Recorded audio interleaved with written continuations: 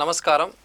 ఈరోజు ముఖ్యంగా ఢిల్లీలో పార్లమెంటు సమావేశాలు జరుగుతున్న సందర్భంగా ఈరోజు బీజేపీకి సూటిగా కొన్ని ప్రశ్నలు వేయదలుచుకున్నాను.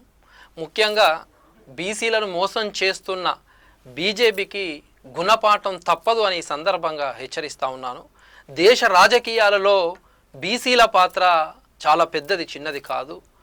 దేశాన్ని ముందుకు నడిపిస్తున్న వెన్నుముక బీసీలని ఈ సందర్భంగా తెలియజేస్తున్నా. కానీ అదే బీసీలను కేంద్ర ప్రభుత్వం నిర్లక్ష్యం చేస్తుందనేది అక్షర సత్యం. బీసీలు సామాజిక న్యాయం కోసం, సమానత్వం కోసం, రిజర్వేషన్ల కోసం, ఆత్మగౌరవం కోసం మేము చేస్తున్న ఉద్యమాలు చరిత్రలో నిలిచిపోయే ఉద్యమాలు. అయినా బీజేపీ ప్రభుత్వ వైఖరి మాత్రం దారుణంగా మారింది. ప్రధాని బీసీ అయి ఉండి కూడా ఈరోజు బీసీలకు న్యాయం చేయలేని పరిస్థితి. న్యాయం జరుగుతుందని ఆశించాము, కానీ మా ఆశలన్నీ అడియాశలైనాయి అనేది అక్షర సత్యం. బీసీలను మోసం చేయడంలో బీజేపీకి 100కి 100 మార్క్స్ కొట్టేసింది అనేది నిజం. ఇది బీసీల గొంతుకను అణిచివేస్తే వారి హక్కులను కాలరాస్తున్న కేంద్ర బహిరంగంగానే అన్యాయం చేయడం చాలా బాధాకరం. బీసీ రిజర్వేషన్ల కోసం, సామాజిక న్యాయం కోసం దేశవ్యాప్తంగా దశాబ్దాలుగా పోరాటాలు జరుగుతున్నాయి, అందరికీ తెలిసిందే. అయినా ఇప్పటికీ కూడా బీసీ బిల్లు పెట్టడానికి కేంద్రం సంసిద్ధంగా లేకపోవడం చాలా బాధాకరం. అనాదిగా బీసీలకు న్యాయం చేయాలనే ఒక ఉద్దేశంతోనే వచ్చిన అద్భుతమైన మండల్ కమిషన్ను అడ్డుకోవడానికి బీజేపీ ఎన్నో కుట్రలు చేసింది. ఇది చరిత్ర తెలిసిన విషయమే. ఇది చరిత్ర మొత్తం చూసిన విషయమేనే. దేశ జనాభాలో 52% పైగా బీసీలే.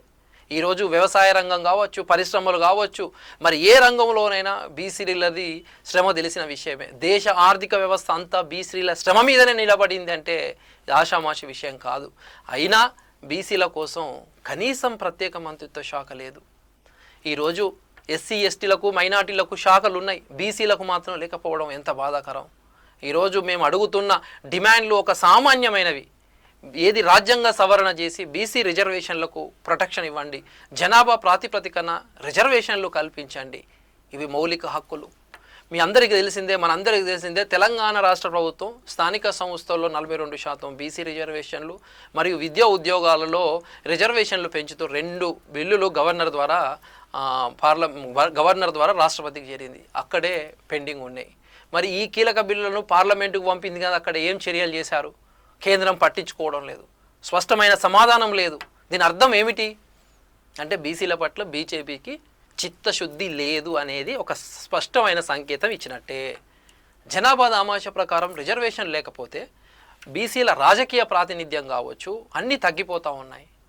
క్యాబినెట్లో బీసీ మంత్రులు లేరు, ఎమ్మెల్యేలు సరిగ్గా లేరు, ఉద్యోగాలలో, విద్యలలో బీసీలకు అవకాశాలు లేవు, తగ్గుతూ వచ్చినాయి.